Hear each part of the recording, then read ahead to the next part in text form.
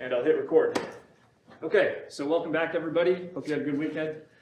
Today we're going to launch right back into our lecture on electric fields, which we've been on for the last 2 weeks. We're going to finish this up this week. A few things to note. We have a homework assignment, homework number 3, which is due next Monday. That assignment is up here on the board, and it's also on Canvas as usual. Other thing I'm announcing is the first quiz of the semester. Okay, so we're going to have a quiz next time we meet for lecture, which is Wednesday, and the quiz will be at the very beginning of class, and we'll spend about 15 minutes taking the quiz. Now, I'll tell you what the topic is so you know what to actually study. The topic is going to be calculating the electric field from multiple point charges. So this is something you've done in the homework over the last couple weeks. So we're not going to do an integral type problem for the quiz, just calculating the electric field from a handful of point charges, which again is something you should have seen many times by now and have some familiarity with. Okay? So it'll just be one problem like that, and it'll take about 15 minutes. Any questions on that? So make sure to bring a calculator too, that's really important. Okay, so no questions, we're good to go? So yeah, go ahead. Is there a preference for pencil or pen? Pencil or pen, I have no preference. That's up to you. Okay, how many questions within oh, just one? One question. Is that for every quiz, or that's just for some quizzes? Most quizzes will be one question because they're very short, about 15 minutes. Okay? Anything else? All right, so let's get back into it.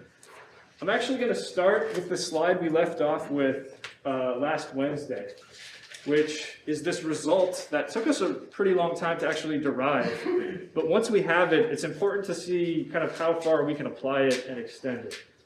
So this is a plane of charge. So what we have is an infinite plane of charge, or a very large finite plane of charge, which we're very close to. Either way is fine. And there's some charge in this picture, we'll assume positive charge, distributed sort of evenly throughout the surface of this plane of charge. And what we found is the electric field is given by this expression, sigma divided by 2 epsilon naught. Where, what is sigma again? Can you remind me what that variable stands in for? That's the surface charge density. It's called the surface charge density, and what it is the charge per unit area on this plane. Okay, last thing to note, as always with E-fields, if it's a positive charge on the plane, then the E-field will point away from that positive charge, and if it's a negative charge, just flip those arrows around so that the E-field is pointing in towards the negative charge, because that's how it works generally. E-fields point away from positive charge towards negative charge. So, makes sense? So let's take that just one step further and say, what if we have 2 planes of charge, which are actually oppositely charged? So one is positive and the other is negative. This is what we call a capacitor, actually, which is something we'll get into about 3 chapters from now in a lot more detail. But for now, just note that this type of device, where you have 2 plates with opposite charges on them, is called a capacitor, and it's an important part of many electrical circuits. Okay? So what we have is a positive plate. Let's call the surface charge density on that guy positive sigma. And then we have a negative plate. Let's call that surface charge density negative sigma. So remember how electric fields work. If we have multiple objects that are giving us an electric field, and we want to know the total electric field due to all of those objects, we simply add the electric fields together. In other words, if I want to know what the total E field is for this thing, which we call a capacitor, it's the electric field contributed by the positive plate plus the electric field contributed by the negative plate. Okay? And we know how to deal with each of those separately because of the derivation we did. Okay, so we're going to do this for 3 different points that you see on the picture. I want to know what the field looks like at point 1, which is right in between the 2 plates. I'm going to do it at point 2, which is outside the plates, but closer to the negative one. And point 3, which is over here to the left of the positive plate. So all I'm going to do is show you, just with arrows, what direction is the E field from each one of these plates? So I'll give you sort of a start here. At point 1, the electric field from the positive plate is pointing to the right. Does that make sense why that would be the case? So why is that happening? Why is it to the right? Checking, right? Because electric fields go away from positive charges. That's why. What about for the negative plate? At point 1, what direction is the electric field from this negative plate? It's also to the right. It's going towards the negative plate. So what it looks like inside, or in between the two plates, is you have two different electric fields being contributed, which are going in the exact same direction. So you have a very strong electric field in between the two plates. That's an important sort of feature of a capacitor. Okay, so what about point 2? Well, the electric field from the positive plate is pointing straight away from it, because, again, you go away from positive charges. What about my electric field from the negative plate? Which way is that going? It's going the opposite way. It's going towards this negative plate. And what we derived is the fact that the strength of this E field, as long as we're pretty close to the plates, is basically a constant. It's given by sigma over 2 epsilon naught. So if I have two E fields which have the same strength, they have the same magnitude, and point in opposite directions, what happens to the total? It just gives you 0, right? It cancels out. And as we'll see, the same thing is happening at point 3, because the electric field from the positive plate is pointing to the left, away again from the positive plate. And from the negative plate, it's pointing to the right towards the negative plate. Okay? So again, as long as we're staying very close to the plates, the distance away from those plates is small compared to the size of the plates, that's what we mean, then we have pretty much complete cancellation outside of the plates. And then in between the plates, we have a very strong electric field because they amplify each other. So that's the result. For a capacitor, electric field is essentially 0 outside of the plates. And in between the plates, this is what we get. We get just sigma over epsilon naught. That makes sense, right? Because we have two terms that we're adding together, which are sigma over 2 epsilon naught. When we add them together, we just get sigma over epsilon naught. All right? So that's the result for a capacitor. We're going to actually use this quite a bit once we get to electrical circuits and start studying capacitors in more detail. All right? So with that said, let's move on. I want you guys to try this out. So what did we just derive? We have two oppositely charged plates with a small gap in between them. That's a capacitor. The electric field in between the plates is given by sigma over epsilon naught. Remember, sigma, that's the charge per unit area on each one of the plates. And epsilon naught is a constant. I'm giving you the value of that constant right there. All right? So, the thing is, if you look at that expression, the more charge we put on the plates, the stronger the electric field will be. Stands to reason that that would be the case, right? More charge, you get a stronger electric field.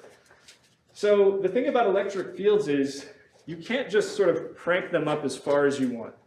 There's something that happens if electric fields get too strong in the air in particular, which is called electrical breakdown or creating a spark.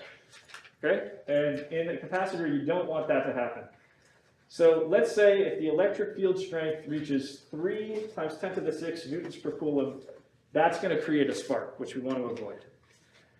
So the question is, what is the surface charge density sigma on each plate? Calculate that. And if each plate is a circular area with a radius of 10 centimeters, what is Q? What is the charge Q on each plate actually going to be? Okay? So calculate sigma using this formula we just derived, and then calculate Q. Take a few minutes to do that, and then we'll go over it.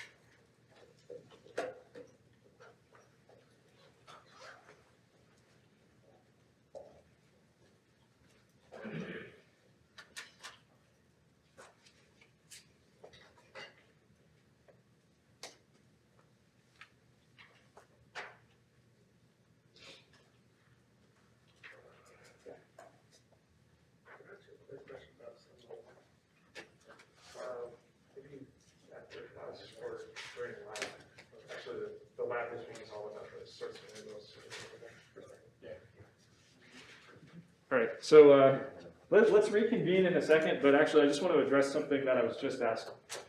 A lot of people have questions about these integral type problems. They're difficult, I know, which is why in lab this week, we're going to spend the whole time going over that sort of problem, all right? So hopefully after the lab, a lot of your questions will be addressed.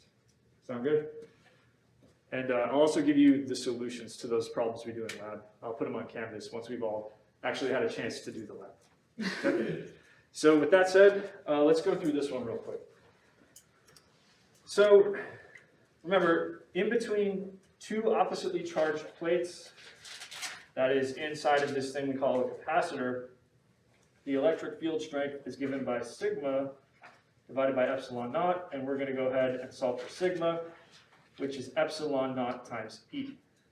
So for sigma, here's what we have. Epsilon naught, this constant, is 8.85, and then 10 to the minus 12 has this kind of strange unit of coulombs squared on top, and newtons and meters squared on the bottom. And then what we'll do is multiply by the electric field strength, 3 10 to the 6 newtons per coulomb. And what does this give us? What do we get out of this calculation?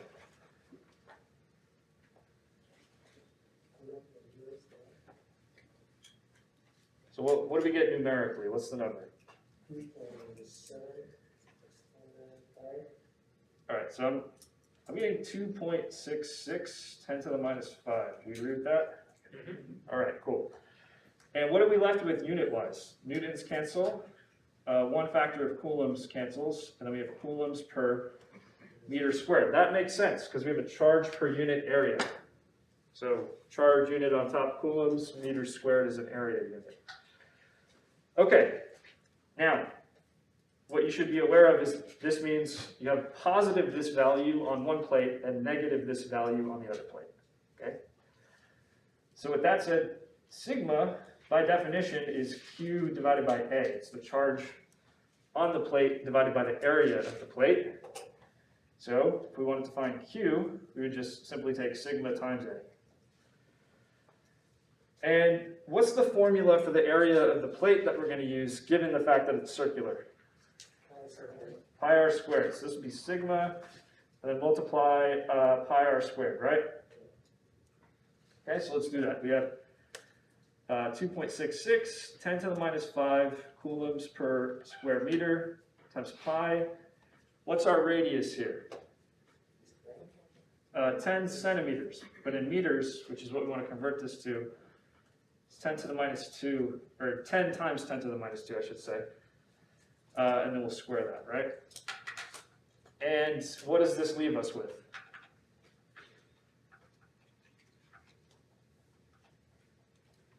.36 times 10 to the negative 7. Okay, so we have 8.36, 10 to the minus 7 coulombs on each plate, but again, one is positive that value, the other is negative that value. That's how this works. Okay? Any questions on this? All right. So we've kind of wrapped up a really big part of this overall lecture, which is how do we simply calculate an electric field? Okay? What we're going to move on to next is diagrams that we can draw of electric field lines and what sort of information we can take from that. So let's get into how to draw a diagram showing electric field lines and how to interpret that sort of diagram as well. So as always, we're going to start with the point charge because that is really the simplest case that we'll encounter. And we have sort of two basic cases, a positive point charge and a negative point charge. But remember, E, the electric field, is defined in a certain way, which is worth going over again. The electric field is defined like this. E is equal to F divided by Q. That's a simple enough equation, but let's state what it means very explicitly. The idea is the electric field is something that has a value at every single point in space. So if we're talking about the electric field due to a point charge, there are vectors all around that point charge pointing in different directions with different magnitudes, which are telling us something about what that point charge is doing. So what we imagine is we take a positive test charge, which is little q. We just imagine putting it somewhere in the vicinity of what we call our source charge, which is big Q here. So if I have positive Q, big Q, and I take a positive little q and put it, let's say, down here, we understand that it's going to be repelled and therefore be pushed straight down like this. And if I were to take that same test charge and put it here, we understand it's still being repelled, but it's going to be pushed this way. So those lines that you see coming off of our source charge are just telling you which way would it be pushing a positive charge if we put it at that location, okay? And by taking that force that the charge would feel and then dividing out the charge itself, we get the electric field. And it's important to see that the lines are going out in all directions from the positive source charge like this. And for the same sort of logic, if we imagine putting a test charge in the vicinity of this negative source charge, it's going to be attracted to it, right? So all of the lines are just flipped around from before. So instead of going out like this, they're going in like this. Make sense? So the lesson here is electric field lines are going straight out away from positive charges and straight in towards negative charges. And the reason for that is just how we define the field. All right, so with that said, let's try to take this a bit further. Let's suppose we have more than just a single positive or negative point charge. Maybe we have a whole bunch of charges, or maybe we have like a continuous distribution of charge like we've dealt with in these integral type problems, okay? How do I draw the electric field? How do I draw those lines, in other words, in situations that are more complicated than you have a single point charge? Well, if we just remember these rules, we can pretty much map out electric field lines in any situation we encounter. So here are some rules to remember for drawing electric field lines in the diagram. So let's start with this. Number one, it's what we just said. E field lines, what do? They start on positive charges, they go out away from positive charges, and they end on negative charges. The lines come in and end on negative charges, just like we saw in the last two examples. Okay, rule number two, this is something kind of new, but it's important to remember. The number of field lines that end on or come off of a charge is proportional to the magnitude of that charge. So in other words, if you have a very small Q value, whether it's positive or negative, you're not going to have a whole lot of lines going into it or coming off it. On the other hand, if you have a very large amount of charge, then you're going to have a lot more lines going into it or coming off it. And that makes sense, because if we get to number three, what does it mean when you have a whole bunch of lines clustered in one region? It means you have a stronger electric field. So the closer packed together your electric field lines are, the stronger the E field is at that point. If you have very spread out lines, you have a weaker E field. You see how that would kind of tie in with point number two? Because if I have a weaker charge, I have less lines and therefore a weaker E field in the vicinity of it. Would a line typically then have like some form of magnitude attached to it? Like it would be like this line would be equivalent to these many columns for our column? So I'll show you with some examples. We're not going to have, we're going to just draw a continuous line instead of like discrete arrows. But I'll show you how that works in a second. Okay, number four, electric field lines never cross. This is super important. If I show you a diagram where you see two electric field lines crossing each other, you automatically know that diagram is wrong and it makes no sense. Okay? So let's kind of flesh this out a little bit more, okay? With some examples that we could just sketch out on paper. Okay, so rule number two basically told us about how many lines we should be drawing either going into a charge or coming off of a charge. So let's say I have charge minus Q like this. So we know the line should be coming into it, right? And let's just say on this diagram I draw, 4 lines coming into it. That's going to be my scale. Okay, so if I have in a separate picture the E field from this charge which is plus 2q, so it's a positive charge, and the magnitude of the charge is twice as big, how should I draw this diagram? Which way are the lines going? They're going out? And how many lines should I draw? I should draw 8 lines. I should draw twice as many as I have here. It's proportional to the size of the charge. So I'll draw 8 lines going out like this.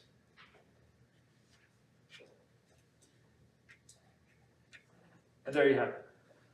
That's how we apply rule number 2, basically. Okay? And actually, we can look at rule number 3, which tells us what do the lines tell us about the strength of the E field using the pictures we just drew. Okay?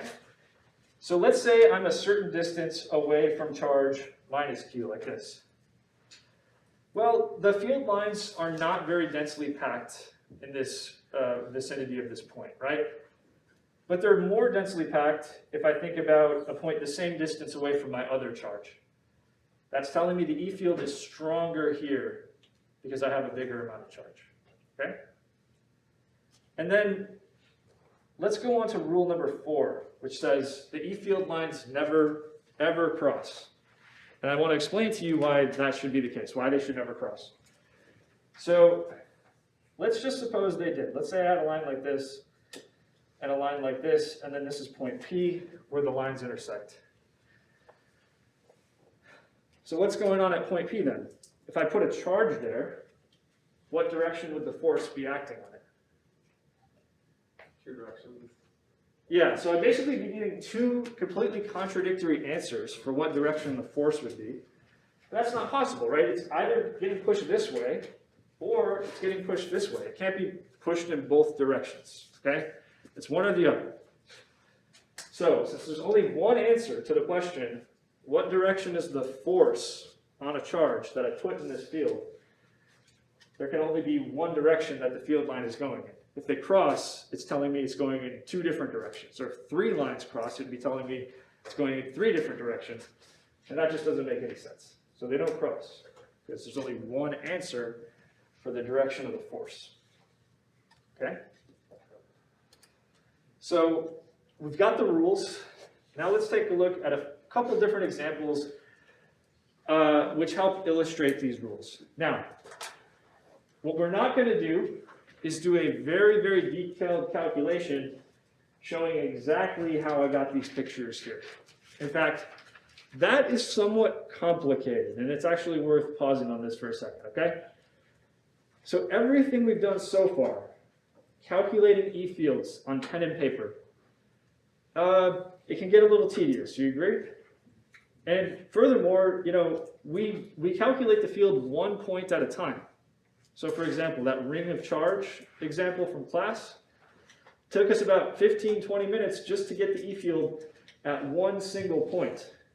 If I wanted the E field at a different point, I'd have to do the calculation all over again. So imagine how much work it would be in general to map out the electric field, not just at one point, which again takes 10-15 minutes, but like at every single point in space. That would take hours, right? So we generally use computers to do this sort of thing for us, and the lab next week is going to be all about that, where we'll use computers to calculate E fields for us in a more efficient way, okay? So that's where these pictures kind of come from, just sort of computer calculations.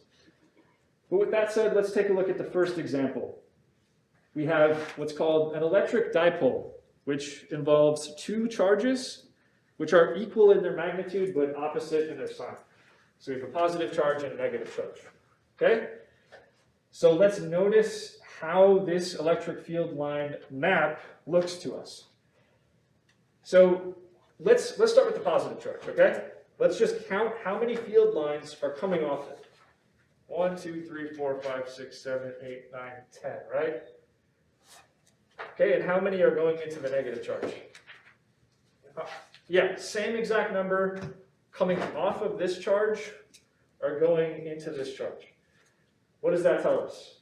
The charges have the same magnitude. That's what that means. Okay? And again, what direction are the lines going in? They're coming off the positive charge. That's where they originate from. And then they terminate on the negative charge. And then notice how the lines don't cross at any point in this picture.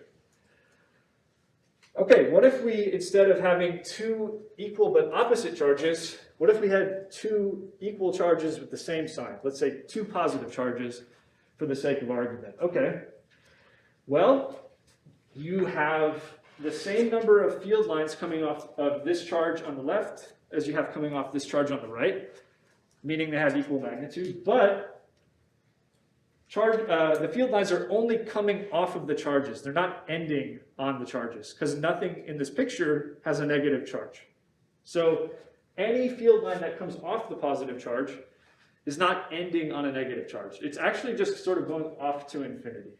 That's what we see here. So they're not terminating anywhere in our picture. And then the last example is this capacitor, which we just took a look at. If we have two equal but oppositely charged plates with a small space in between them, we know the field lines are going to start on the positive plate, and then they're going to terminate, they're going to end on the negative plate.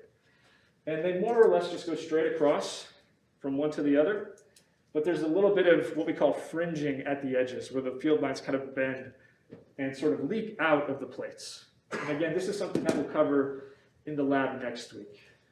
Okay? But hopefully you just see how these pictures follow the rules that we just went over. So any questions on that? All right, so here's a question for you. I have two charges that you see here. Q1 and Q2 in this diagram are both positive charges. This is similar to the example that I just showed you.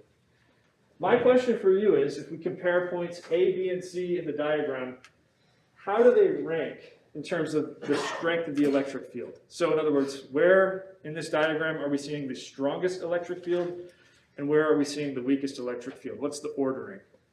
Okay, so think about it for a minute, and once you have an answer, let me know. Talk it out with people next to you.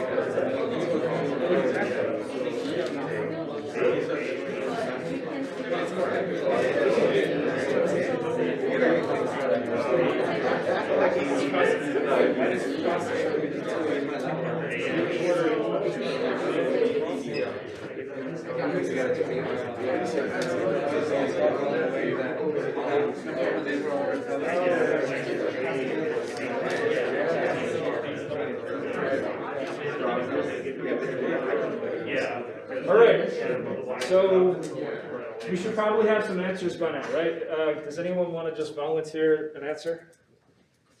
I think C would be the strongest. C would be the strongest? I disagree. Would A be the strongest? A would be the strongest. The idea here is, how do you interpret the clustering or the density of the field lines?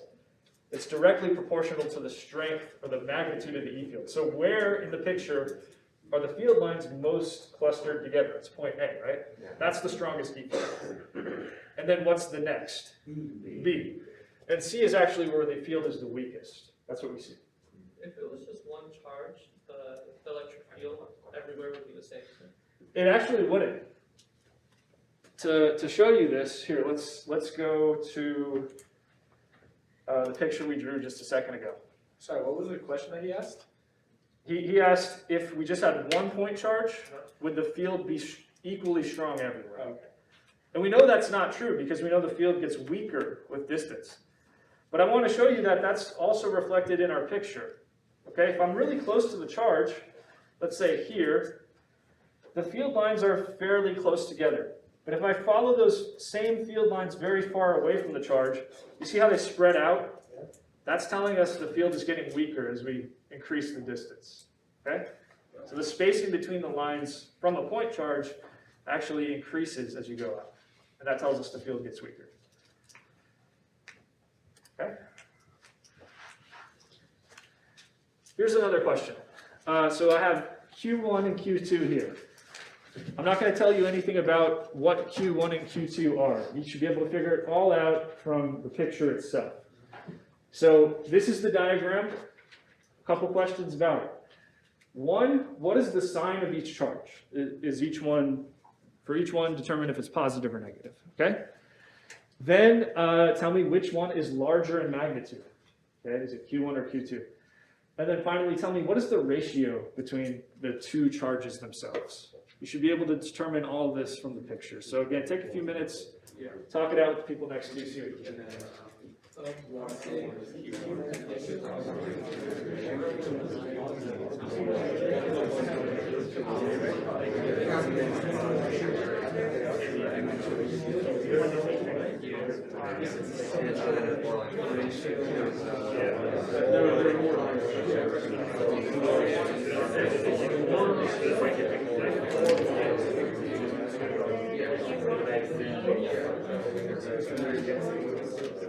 It's 4 to 1. Because they said it's proportional to the number of lines. So Q1 has 16 lines, and if you look at Q2, it only has 4 lines. So it's 16 over 4, reduces to 4 to 1. So the Q1 to Q2 ratio,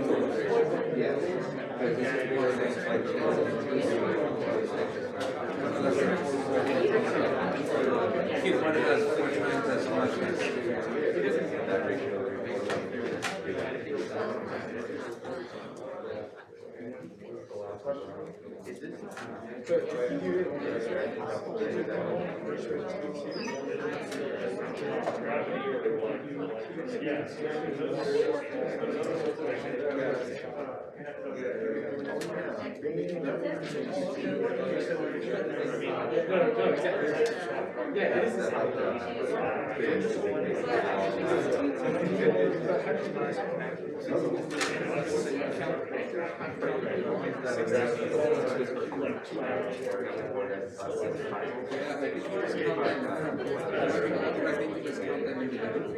So you just count the lines that are touching Q2, or you just count the ones that are touching Q1. It doesn't matter if they.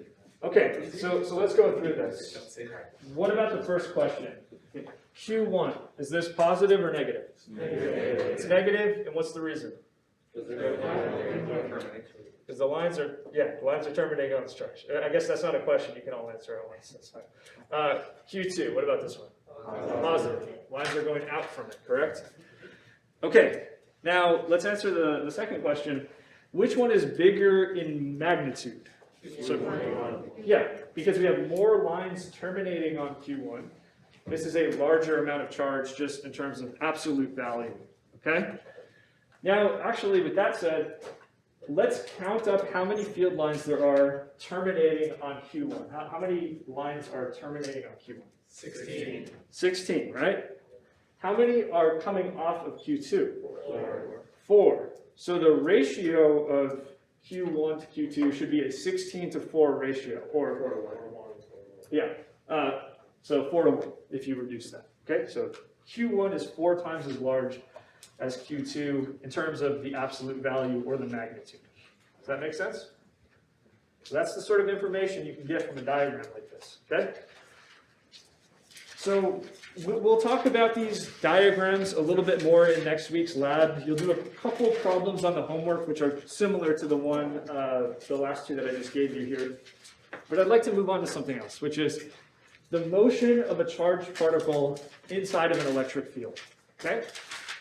So the question here basically is, if we take some kind of charged particle and we place it inside of an electric field, which we know everything there is to know about the electric field, can we predict how that charged particle is going to move around? Okay, that's the question.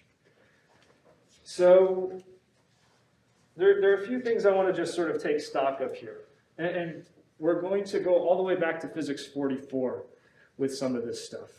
So first, let's remember that the electric field is defined as F divided by Q, right? So just rearrange that equation to say F is equal to Q times E, okay? In other words, the force that a charged particle will experience if you put it inside of an electric field is simply Q that's the amount of charge there is on that particle, times E, that's the electric field. So Q times E gives you the force. That force will come in useful if we want to calculate something about the motion of this particle. Remember, all the way back to physics 44, we have Newton's second law. The net force acting on our charged particle is equal to m times a. F equals ma. Typically what we're going to do is we're going to calculate the force this way, and then use Newton's second law, F equals ma, to calculate the acceleration. Okay, so now we know the acceleration of our particle after these first two steps. So what do we do next? Well, depending on what kind of acceleration we see, we'll do one of two things. Let's say we have constant acceleration. In other words, what we calculate for A is just a constant number. It doesn't change as the particle moves. If that's the case, remember, we can use kinematic equations. Does this all look familiar to you guys, these kinematic equations? Let's just go through it real quick. I'm going to quiz you. What do the different variables represent, okay? So in this first equation, we have R equals R naught plus V naught T plus 1/2 AT squared. What does the variable R represent? This is called position. And it's a vector, which means potentially if we're in 3 dimensions, you could have an x, y, and a z position. So that's all contained in the vector R. What does R naught represent? It's an initial position. So this is wherever we start in terms of position, and this is where we end up. And it's a vector with x, y, and potentially z components. Okay, what is this variable? V naught. That's our initial velocity. So if we want to calculate where the particle ends up, we not only need to know its starting position, we also need to know its starting velocity. T, this one's easy. What's that? It's how much time has elapsed. So at t equals 0, we have initial position, initial velocity, and then any time later, you calculate where it ends up. And then, of course, A is the acceleration. I just told you how we calculate that, right? What about this other equation? This says V equals V naught plus AT. So we went over what these variables mean. What does this allow you to do? It allows you to calculate the final velocity of your particle if you know the starting velocity and you know the acceleration. Now, this last equation here, where does it come from? It really just comes from taking these first two equations and then eliminating t as a variable. If you start with these two equations, do some algebra, you can obtain this last equation. So those are the kinematic equations we learned about all the way back in physics 44. Okay? And again, they only apply if you have constant acceleration. It's important to remember that. Okay, do you guys remember how to deal with circular motion? So if you have an object moving in a circular path at a constant speed, it's going to have an acceleration, which we call the centripetal acceleration. Does this ring a bell? The centripetal acceleration is given by v squared divided by r. And its direction, which way does this acceleration go? It goes radially inward, so it goes towards the center of the circle. Something to remember from physics 44. We'll do an example using this equation and this equation. Don't worry, I'm just summarizing everything that's going to go into the next couple of examples. Okay? So, any questions so far? Okay, so this is how we can use some tools from previous classes in the context of electric fields. Okay, so the next thing I want us to really get a good handle on is the relationship between the electric field lines, E, and the electric force, F. So remember, these aren't the exact same thing, so it's important to be able to go from one to the other. Again, definition of electric field is E equals F divided by Q. Rearrange that to say F is equal to Q times E. So what we're imagining here is we have some electric field. These electric field lines are just present for whatever reason in our space. And then we're going to envision placing a charge, little q, inside of this electric field. And the question we want to ask is, what kind of force is it going to be experiencing? So there are two basic cases. Either our charge q is positive or it's negative. If it's positive, what happens? what direction is my force on this charge going to be that you see here? It's going to be to the right, because just think about this equation here. Don't use anything but the equation. If the force vector is equal to Q times the electric field vector, and Q is positive, just a positive number, or a scalar, you're just going to get a vector that's pointing the same exact way as E. When you take a vector multiplied by a positive scalar, you get a vector that's just pointing in the same direction you started. So whatever direction E is going, so does the force. Okay, so there's our force on a positive charge. If we had a negative charge, here's what it would look like. So imagine putting negative Q in the same exact place, more or less. What direction would its force vector be going in? It'd be going to the left. Because again, just take that same equation and imagine inserting a negative scalar in front of E. So if I take some vector E multiplied by a negative scalar, the result is something that is flipped in the opposite direction as E. So my force on a negative charge is going to be going to the left. So the lesson here is just this. If you have a positive charge, you put it in an electric field, it's going to feel a force that is going with the electric field lines. If you take a negative charge and you put it inside of some electric field, it's going to be feeling a force going against those same field lines. Okay? And it's electric fields can be positive and negative. The electric field is just a vector. It can be pointing in any direction, depending on the circumstances. Yeah. Anything else? So the important thing is just how does the E vector and the F vector relate? So just remember these two rules. I'll pretty much cover every situation. All right. How about an example? Let's do this. So in this example, we have a uniform electric field. E is equal to 2 times 10 to the 4 newtons per coulomb, which is in between two large parallel plates. The plates are separated by 1.5 centimeters. So remember, how can we just create some electric field? One way to do it is to put a bunch of charge on one plate and put an opposite amount of charge on the other plate. So that's what we imagine is creating the E field. It's these two plates. What direction is the E field going? It's going basically straight up from the positive to the negative plate. And we're imagining the strength of that E field is given by 2 times 10 to the 4 newtons per coulomb. Okay? The separation, the distance, again, that's 1.5 centimeters. So we have an electron which starts off exactly halfway between the plates. And it's initially moving straight to the right like this at 3.5 times 10 to the 6 meters per second. The question here is, how long does it take for the electron to move down and collide with the bottom plate? So it starts off here, how long until it just hits the bottom plate? The other question is, in that time, how far does it travel in the horizontal direction? So what is the x distance traveled in that amount of time? And then lastly, what is the velocity once it gets to that point? Okay, so a whole bunch of questions. We can answer them all using kinematic equations. But let's start with just the direction of the force, okay? Let's get a handle on that. We have an electron. What kind of charge is that? Negative. We have a negative charge. So what direction would the force be? Be down. It would just be exactly opposite the E field.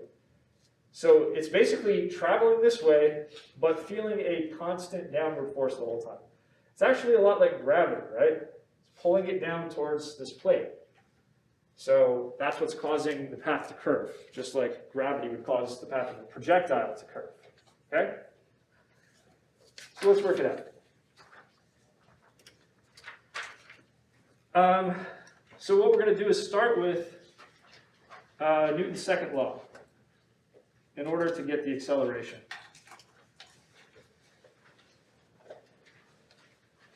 Okay? So this says the net force in the x direction is equal to m times ax. We're going to do it x and y separately. But is there any force at all in the x direction in this problem? No. The only force is in the y direction. So basically, this is telling us the acceleration in the x direction is 0 because the net force and the x direction is also 0. So nothing really interesting is happening in the x direction. In the y direction, that's where there is a force. And that force is down, so the negative y direction is down according to the coordinate system we're using here, so I'm going to put a negative sign right there, okay? And what is the force? Well, it's Q times E. Okay, so I've accounted for the fact that it's down with this negative sign, so Q times E, those will just be magnitudes, okay? What does that equal? M times AY. So there is our F equals MA equation for the y direction, which allows us to solve for AY. AY is minus QE divided by M. Okay.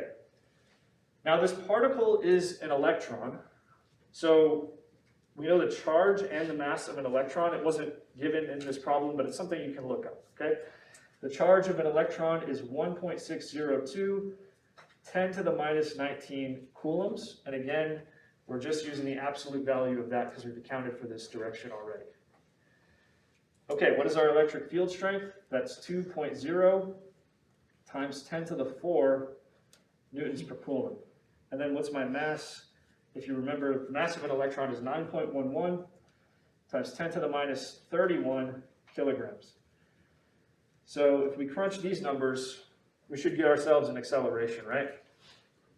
So let me ask you this, how do these units work out? Coulombs cancel, and then I have newtons divided by kilograms. Do you guys remember what a newton is equivalent to?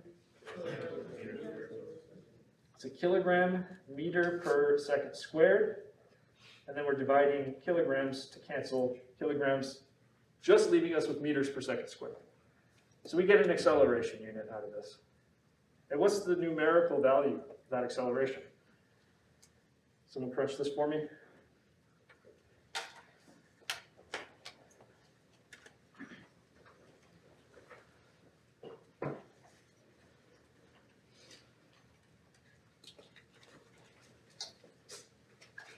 It's a really absurdly large acceleration. 3.5, negative 3.5, 10 to the 15. Okay, so negative 3.5. I'm going to keep an extra digit 2, but we'll round off to the second sig fig at the end of this. And then, yeah, times 10 to the 15 meters per second squared. It's an incredibly large acceleration. Mostly because the mass of the electron is so small. It accelerates a lot. Okay. So with that said, let's move on to our kinematic equations. I'm going to write down kinematic equations for position. Okay? And they're going to be based off of this. R equals R0 plus V0t plus 1/2 AT squared. What we can do with this, as with every kinematic equation you encounter, is just write a separate equation for the x direction and the y direction. Okay? So with this equation, I really have an x equation and a y equation, which I can write separate. So for my y equation, it looks like this. Y, that's my final y position, equals y0 plus v0y times t plus 1/2 ay t squared. So you see, I'm just picking out the y component for every single vector in this equation. That's essentially how this works. Go ahead. Position is a vector. Yeah, position's a vector. Let me show you how. So let's say I have like x, y here, right? If this is my position, the vector just going straight from the origin to that position. That's how you think of it as a vector. Okay. Okay, so actually let's put some numbers in here. Now remember, the final y position is when we hit the plate, when we hit the bottom plate. In other words, it's after we've moved down half of the distance between the plates. The distance between the plates is 1.5 centimeters, right? So I'm going to say half of that distance, 1.5 10 to the minus 2 meters, divide by 2. And I'll put a negative sign on that since we moved down by that distance. So this is our final y position. Our initial y position was 0 because in the diagram we started at the origin, okay? So we start at the origin, then we move down by this distance, okay? What should I put in for v0y? They had 3.5 times 10 to the 6 meters per second. Yeah, that's the initial velocity, but it's only in the x direction, isn't it? Yeah. In other words, is there any initial velocity component that's in the y direction, as in up or down? If it's initially just moving along the x-axis, then its initial velocity along the y-axis would be 0. Okay, you see that? So this second term, as well as the first term, comes out to 0. And then I have a half. Now I'm going to take my AY, which was calculated previously, at minus 3.52, 10 to the 15 meters per second squared, multiplying t squared. So this is going to give us the time. This is going to give us what time do we actually hit that bottom plate. So t squared, if we kind of rearrange things, I can cancel this negative sign out with this one. And actually I can cancel this a half factor out with this one, right? So what I have left is 1.5 10 to the minus 2 meters divided by 3.52 10 to the 15 meters per second squared. That's t squared. So if I want t, I just square root both sides like this. Can someone crunch those numbers for me? Square root of 1.5 10 to the minus 2 over 3.52 10 to the 15.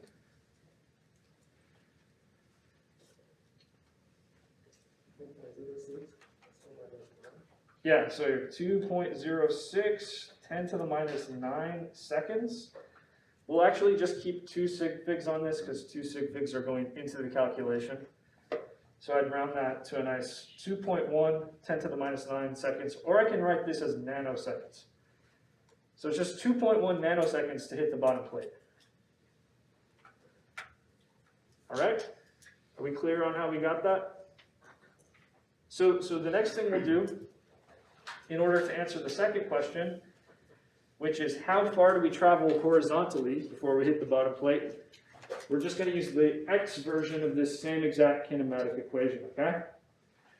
Which says x equals x0 plus v0x times time plus 1/2 ax times t squared.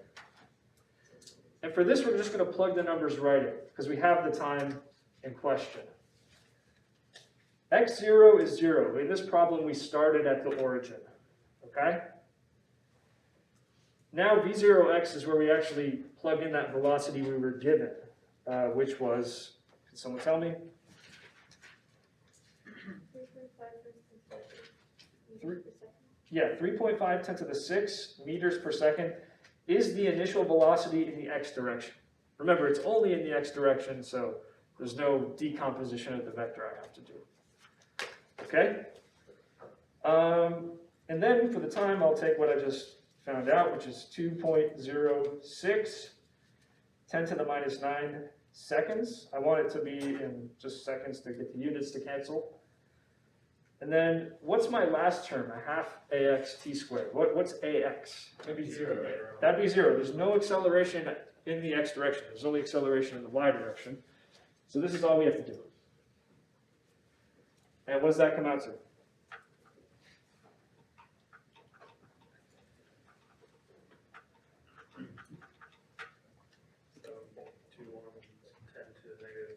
Yep, so 7.21, 10 to the minus 3. The units work out to meters. Keep 2 sig figs. And 10 to the minus 3 meters is a millimeter, so we could just say 7.2 millimeters. So it doesn't move that far. It hits the bottom plate pretty quickly because it's accelerating at such an insane rate, right? Okay, so what do we do next? We answered the first 2 questions. Why don't we go over to our kinematic equations for velocity to answer basically how fast is the electron moving and what direction is it moving in when it hits the bottom plate. So for this, I'm going to use V equals V0 plus AT. And just like before, I'm going to notice that I have an x equation and a y equation that I can decompose this into. So for my x equation, let's start with x this time.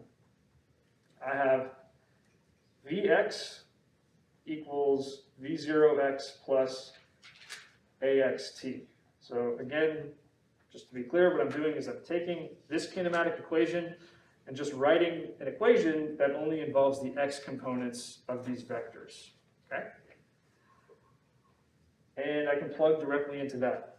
So what's V0x? What do we use for that? 3.5 times 10 to the 6. Remember, that's our initial velocity along the x direction. What do I plug in for AX? 0, just like before. So in other words, the velocity in the x direction is not changing, which makes sense because we're not accelerating in the x direction, so it just stays the same. It's the velocity in the y direction which is going to be changing. So let's write down the y equation, which says Vy equals V0y plus AYT. Okay, what do I plug in for V0y? 0. I plug in 0 because there is no initial velocity along the y direction. It's only in the x direction. What do I plug in for AY? I plug in minus 3.52 10 to the 15 meters per second squared. And what do I plug in for t?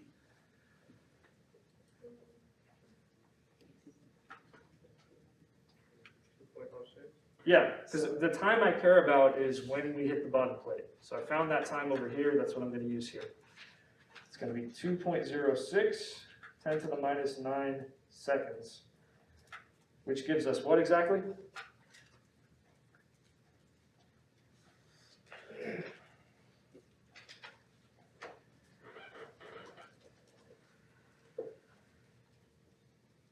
Just multiply these two together.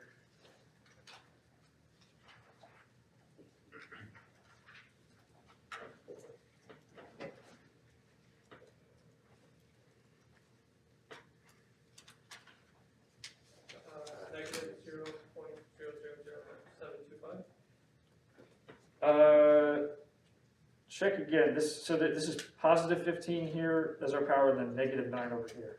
So it's a very large number. Negative 7. Yep, 7. So, 2 to 6, or 10 to the 6. 10 to the 6. Okay, and there's a negative sign out front. Okay, just account for that negative sign. And we're in meters per second. So we have, at the moment the plate is hit, we have a positive x component for our velocity, and we have a negative y component. So what does that look like? It looks something like this. We're in the fourth quadrant in terms of where our vector is pointing. This is our velocity.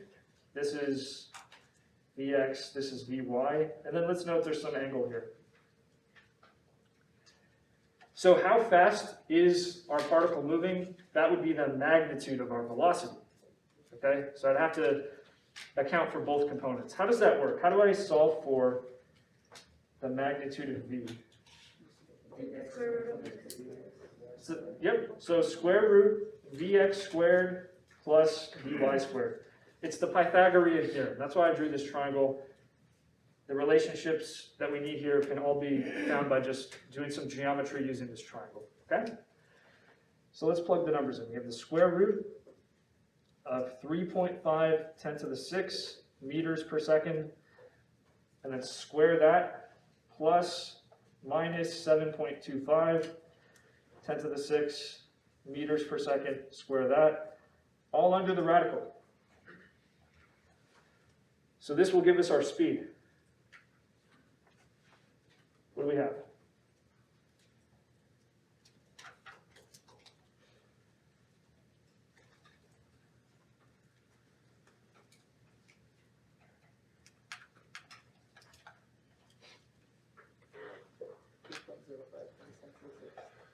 All right, So if we just round it off to 2 sig figs, it's like 8.1, 10 to the 6 meters per second. So it's moving faster than before, okay? Because it's been accelerated by the E field. That's something that can happen to a particle in an E field. It can be accelerated, it can be moved in different directions, okay? How do I find the angle? Because I want to know what direction it's traveling in. That would be given by this angle. So what would I use? What sort of like fact about geometry would I use to get the angle? Yeah, so I'll use tangent. Let's just, real quick, note that tangent using this right triangle is Vy divided by Vx, correct? Because it's the opposite over adjacent side. So if I want the angle, I'm going to take the inverse tangent, or the arc tangent, of Vy divided by Vx, where Vy is minus 7.25, 10 to the 6 meters per second, divided by 3.5 times 10 to the 6 meters per second. But I can cancel off that last part. It's just these numbers that are important. And what do we have here? Make sure you're in degrees mode, by the way. Negative 64 degrees. So the negative sign just means we're going down below the axis like this. If it were a positive angle, we'd be up here, above the axis. So this tells us which way we're traveling. This tells us how fast we're traveling. Okay? So any questions on this? In this example, we put together pretty much all of those ideas we talked about, except for the circular motion part, which we'll get to a little later. So any questions on this? Okay. So the week 3 homework assignment has a lot of questions that are similar to this. Okay. So let me see if you guys can get one on your own. Here we have 2 large electrically charged parallel plates separated by 1.5 centimeters, just like before. And as a result, there's an electric field, okay? Now, we take the separation to be 1.5 centimeters. We take the E field inside to be 2 times 10 to the 4 newtons per coulomb. So it's the same exact set of values from before. So we have an electron now, and the mass and the charge of an electron are shown right there, so you have them. It's going to start from rest near the negative plate. It's basically right at the negative plate to start. And then if we just sort of let it go, we know it's going to feel a force against the E field lines because it's a negative charge, and therefore it's going to be accelerated to the right this way. So let's say there's a small opening in the positive plate here so that it doesn't just crash into it, it can actually go through it. So the question is, how long does it take for the electron to cross that distance from here to here? And how fast is it moving once it goes through that hole? How does it go that way exactly? Since it's like, since it's a negative. Because we have a negative charge, it's going to feel a force going against the E field lines. Another way to think about it is just, it's going to be attracted to the positive plate, repelled from the negative plate. Either way you look at it, you see that it's feeling a force this way. Okay. Now this one is actually a little simpler than the one we just did because there's only one direction of motion. There's only motion along the x-axis. You only have to consider that.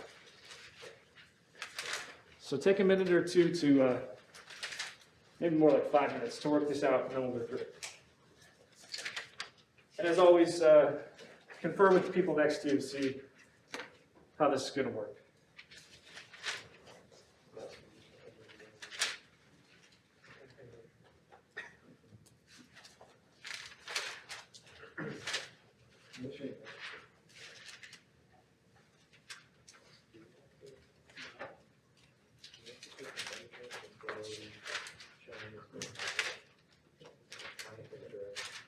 Yeah, so if the E field is in the negative x direction, then the force would be in the positive x direction. You think of it that way. If you're setting up your axis with the positive direction to the right.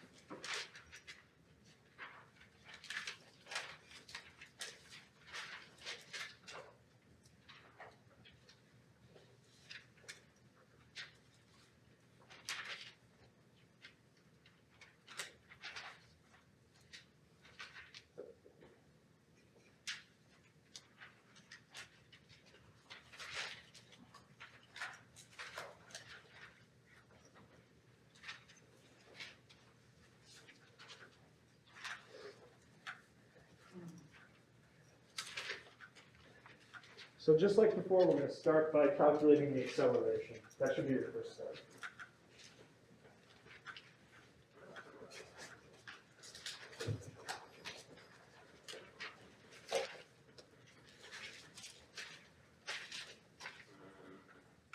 Is the final position 1.5 Yeah, you can think of it as starting at 0, ending up at 1. As long as you show that it's moving 1.5 centimeters. It'll work.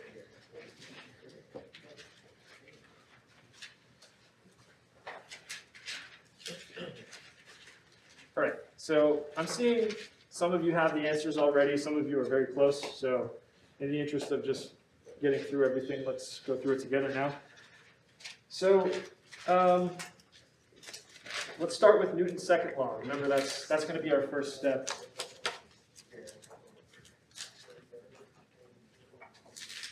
And we only need to consider motion on the x-axis. Implicitly, I'm using this coordinate system where the positive x direction is to the right. So we have the net force in the x direction is m times ax. So which way was our E field pointing in this problem? It was pointing to the left, which is in this coordinate system the negative x direction. But because we have a negative charge, which way is our force pointing? It's pointing to the right. Because Q is less than 0. So our force is along the positive x direction, right? So the way I can write that force is positive Q times E, where since we've already accounted for the directions, these will be considered absolute values, okay? And that equals m times ax, which gives us ax equals QE divided by m. This is the same as before, isn't it? It's the same Q value, it's the same M value because it's an electron, and the electric field strength is the same as before. So since we've already done this calculation, let's just skip to the answer. What's the answer? 3.52, 10 to what power? 15, 10 to the 15 meters per second squared. And it's positive because we're accelerating in the positive x direction. Does that make sense? Okay. So we have the acceleration. We got it from Newton's second law. Now let's deal with our kinematic equation. So the first question pertains to how long does it take for the electron to basically escape from the capacitor plates? How long does it take for it to just be shot out of the hole? For that, we'll use our position equation, which, since we're only considering x motion, looks like this. X equals x naught plus v0x times time plus a half ax t squared. Now let's put in what we know. What should I put in for x? That would be our final position after we've traversed the distance. So it's 1.5 centimeters or 1.5 10 to the minus 2 meters. And if that's what we're saying, then our initial position must be 0. It's not super important where I set the initial position as long as I'm showing that it's traversed 1.5 centimeters, okay? Which is what I'm doing here. What should I put in for V naught x? 0, because we start from rest in this problem. And then I have a half ax, which is 3.52 10 to the 15 meters per second squared, t squared. So here we're not going to get the same answer as before, because in the previous problem we were only going half the distance between the plates. In this one we're going the full distance between the plates, so it's going to take a little longer to do that. And if I solve for t squared, that's 2 times 1.5 10 to the minus 2 meters, divide by 3.52 10 to the 15 meters per second squared, and then square root on both sides to get t. All right, someone tell me what that is? 2.92 10 to what power? Negative 9 seconds, which rounds to 2.9 nanoseconds. Okay? The other question had to do with velocity, like how fast is this particle moving when it shoots through the hole? So for that, I'll use our velocity equation, Vx equals V naught x plus AXT. V naught x, what goes in there? 0 plus A, which we found, 3.52, 10 to the 15 meters per second squared, multiplied by this time, 2.92, 10 to the minus 9 seconds, gives us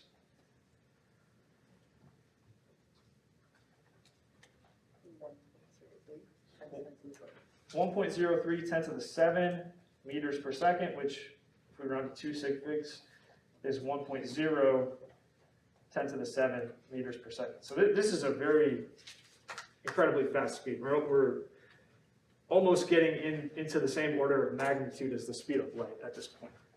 Okay, so that is something to take note of. A particle like an electron, which has such a small mass, can be accelerated to incredibly high speeds just using tabletop equipment. Go ahead. Once like electrons or small anything really gets to that point, we have to kind of take into account. Relativity. Yeah, that's kind of not. Yeah, so that's true. So we're not going to actually cover that in this class, but if you take 47, you'll see some relativity. Okay. Okay, so yeah, we'll keep speeds sort of not right at the speed of light or close to the speed of light, so we don't have to deal with those effects. Okay. Any other questions on this? All right, let's keep it moving. So hopefully this is straightforward. Again, a lot of the physics we're using here is stuff we've seen in the past. So just a matter of putting it all together. Here's one for you. Let's say we have a ball which has a mass of 95 grams, and there's a charge on that ball which is 5.6 microcoulombs, and it's positive. Let's say there's an electric field pointing straight up. Okay? It's vertical, pointing straight up. And we don't actually know what the strength of the E field is. But we do know that when we turn this electric field on, that the charge is just suspended there, doesn't fall to the ground, and it doesn't shoot up, it's just sitting there motionless. So in other words, the force of gravity pulling down on the charge is balanced out by the electric force. Based on that fact, try to figure out what the electric field actually is.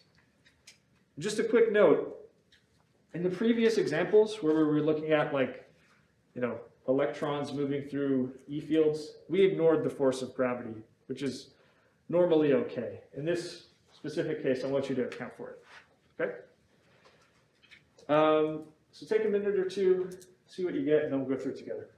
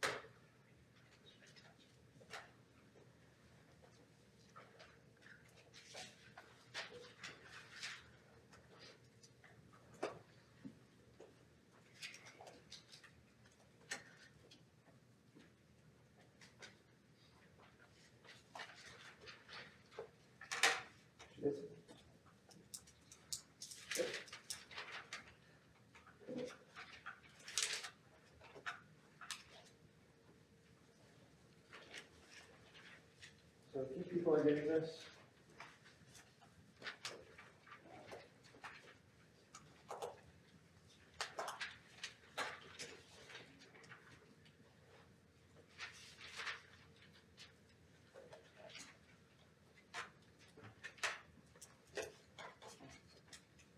Let's go through it together. Right, so one thing I want you to be thinking about in this problem is the idea of a force diagram, something you've seen a lot in physics 44 and 45, where we take the object in question, which is this charge Q, and we just indicate the forces acting on it, which are the electric force pointing straight up like this, and the gravitational force pointing straight down like this. And let's just note, kind of on the side, that there's an electric field pointing up. Because our charge is positive, the force it feels is going exactly with the electric field. Okay? So let's just use a coordinate system where the positive y direction is up, and then let's apply F equals ma to the y direction, because there's really nothing happening in the x direction. So the net force in the y direction is may. Let's actually just deal with the right side of this equation. What can I set the right side equal to? 0? 0 because there is no motion. That implies there's no acceleration. If we're just remaining stationary for all time, there can't be any acceleration. Okay? Now, the sum of my forces would just be Fe minus Fg. Where here, let's just be clear, we're talking about taking the magnitude of Fe minus the magnitude of Fg, because one is going up, the other is going down. Yeah? So there's a force of the charge, and isn't there a force of the electric field as well? That's what we're indicating right here. This is the force the charge is feeling because of this electric field, which is up, and then this is the force of gravity it's feeling, which is down. That's what we have. All right, so how do I write the electric force? Just write it as QE, and again, we're just explicitly taking a magnitude here. How do I write the gravitational force? mg equals 0, solve for E, gives us what? mg divide q, wait, I wrote mq divided by q. Try it again, mg divided by q, right? Cool, let's put the numbers in. So in this problem, what is my mass? So it's 95 grams, or in kilograms, 95, 10 to the minus 3 kilograms, right? Okay. G, what's that? 9.8 meters per second squared, divided by Q, what's that?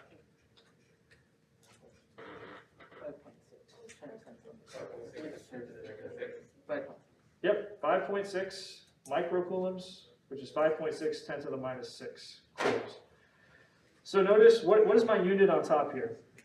Newtons. It's newtons because it's kilograms, meters per second squared. On the bottom I have coulombs, newtons per coulomb, that's my electric field unit. What's the value? It's like 1.66, 10 to the 5th power is what I'm getting. Okay?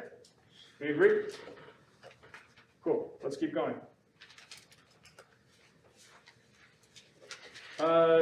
Let's do one now that involves circular motion, just so we know how to handle this kind of situation.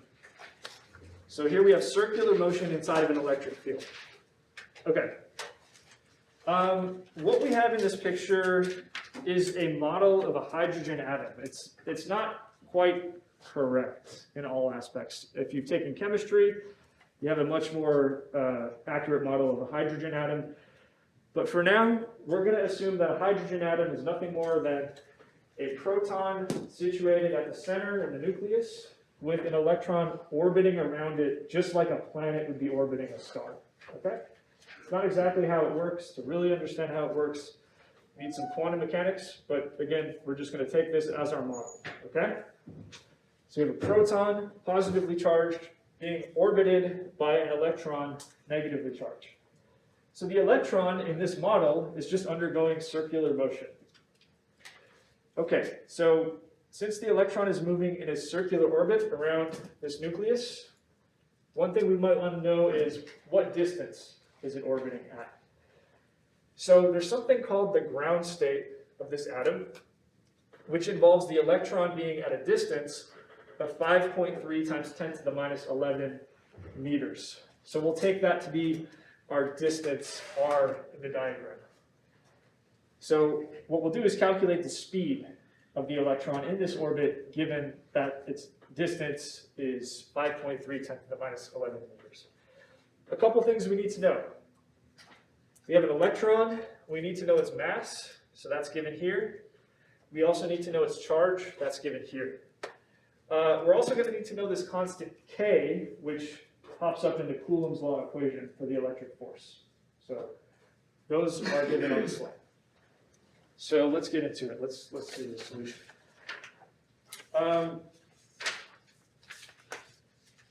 Okay. So first, let's kind of talk about what's happening conceptually. Positive proton,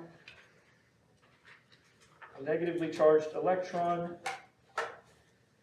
which we are going to envision as just orbiting in a circular path. Okay? So what direction should I indicate the velocity of this electron in this picture? What's the direction of its velocity vector v? It's tangent to the circle. So if this is the path it's moving on, its velocity is just tangent to that path.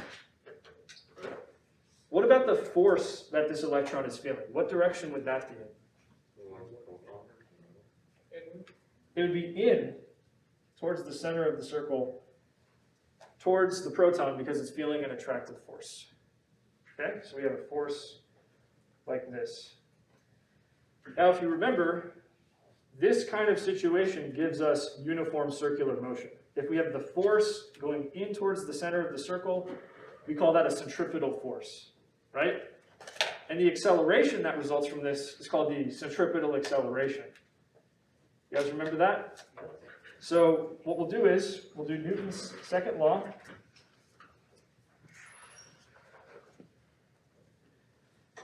And we'll apply it to the electron. Just make sure what we're doing is we're applying this to the electron. Okay. We're also going to look at this not in the x direction or the y direction. Instead, we're going to look at this in the radial direction. So what I mean by the radial direction is, positive radial direction would be in towards the center of the circle. Negative radial direction would be out, going away from the center of the circle. That's the convention, okay? So I'll say F equals ma, but in the radial direction, so the net force in the radial direction is equal to m times a in the radial direction. So I have basically two questions for you. What do I put in for the force? What should be going there? And what should I be putting in for the acceleration? Let's start with the force. What equation would I use for that? I'm going to use Coulomb's law for the force. There's really only one force to consider, so when I add them all up, I'm only getting the electric force, which is described by Coulomb's law. Okay, that's it. And we'll remember that Coulomb's law states the electric force in magnitude equals what? What's the equation? K, Q1, Q2, which would be the charge of my proton and electron respectively, divided by r squared. But let's note we're just going to consider the magnitude when we write this down. Okay? What about our acceleration, AR? What is the acceleration in the radial direction? Yeah, when you have uniform circular motion, the acceleration points in towards the center of the circle, and its magnitude is v squared divided by r. That's our centripetal acceleration. So we're going to make those substitutions. Okay. So on the left side, I have the force, which is K times Q1 times Q2, but we have an electron and a proton. We call the charge on an electron E. The proton has the same amount of charge if we just consider the magnitude, so we just can say E squared. Okay? So those are the two charges, they're both E. We'll divide that by r squared to complete Coulomb's law. Then we have the mass. The mass of what? The mass of the electron is what we care about here, because that's what's actually undergoing this motion. And then we have v squared divided by r. The whole point of this problem is we want to solve for v. We want to understand how fast is the electron in the hydrogen atom circling the nucleus, okay? So let's do a few things to simplify the equation. First, this r can cancel with one factor of r over here, so we just have one factor of r on the bottom. Then if I want to get rid of this mass, I can put it down over here, okay? And then solving for v would give us, v is the square root, because I have it squared here, I got to square root both sides to actually get v out. It'd be k e squared divided by m times r, mass of the electron in particular. Let's put in the numbers, okay? So v is equal to k, which is 8.99, which is almost 9, times 10 to the 9, newtons meters squared per coulomb squared. That's the value of the constant k. E is the elementary charge. That's 1.602, 10 to the minus 19 coulombs, and we'll square that as well.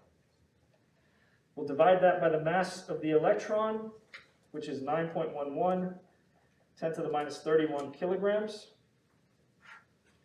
And then finally r, which is just what we had given to us. We need to know this distance to make the calculation. That was 5.3 10 to the minus 11 meters. Okay? And we're going to take that entire thing and square root it. And can someone tell me what that works out to? Yeah, so I'm agreeing with that. I'm getting 2.2 times 10 to the power 6. And what do we think the units work out to? Yeah, I mean, we'd expect, right, meters per second. Because after all, it is a speed. That might not be so obvious. Like looking at all this mess of units, how does that come out to meters per second? Let's go through that. This is a useful exercise. Okay, how do we get from these units to meters per second? We're going to have to take this in steps. So the units. So I'm just going to write the units down, no numbers. Okay? So under the radical, on top, I have K with units of newtons meters squared per coulomb squared. And then I'm squaring this charge, which has units of coulomb squared. So right away, we can see some cancellation happening with the coulombs, right? Then I'm dividing that by kilograms right here and meters right here for the mass and the distance respectively. Okay, I can do some more cancellation because if I have meters squared on top and meters on the bottom, one factor of meters can cancel. So I have newtons times meters on top, kilograms on the bottom under the radical. And then just remind me again, what is a newton equivalent to? Kilogram meter per second squared. And then that multiplies meters. Kilograms cancel. Now we have meters squared divided by seconds squared under the radical. That's where we get meters per second, okay?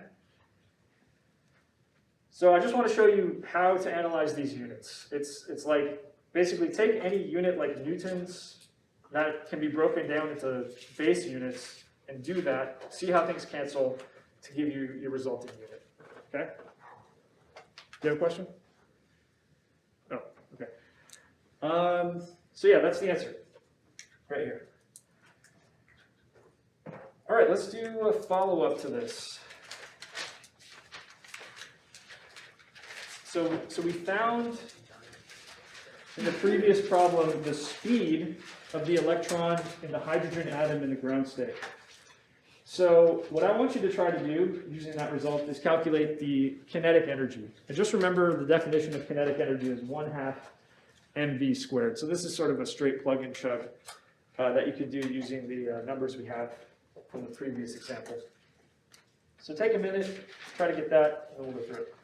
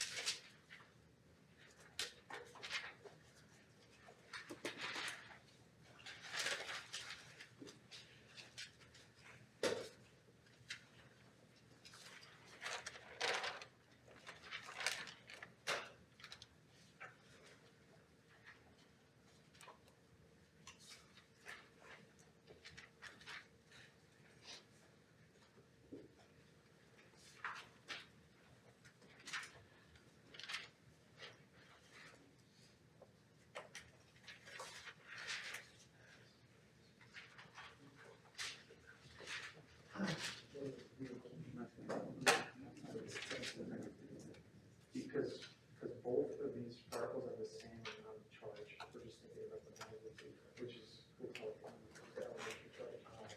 And so, two factors of that, just u equals t squared. All right. Anyone have an answer?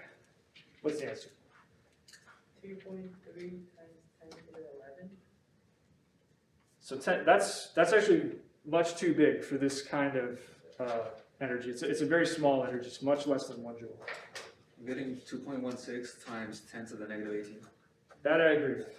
Okay, so let's do the calculation and see what's next. So K is 1/2 mv squared. This is just a definition that I want you to be reminded of from back in physics 45. It's going to come up a lot. So we have 1/2 times the mass of our electron, which is, once again, 9.11, 10 to the minus 31 kilograms. And V is what we found before, which is 2.2, 10 to the 6 meters per second, but we're squaring it. So this works out to 2.2, 10 to the minus 18. If we just round it to 2 sig figs, you can verify that. And our units here are kilograms and then meters squared per second squared. What is that equivalent to? That's equivalent to a joule, actually, because we have meters squared on top. If it was just kilograms meters per second squared, that would be a Newton, but this is a joule. And that's the amount of energy we have. All right, so you know what I think we'll do? This next example is a bit lengthy, so we can leave it for next time. We're making good progress through this lecture, so we'll definitely finish this lecture by Wednesday. And just remember, there's going to be a quiz on Wednesday. Okay? Information's on the board.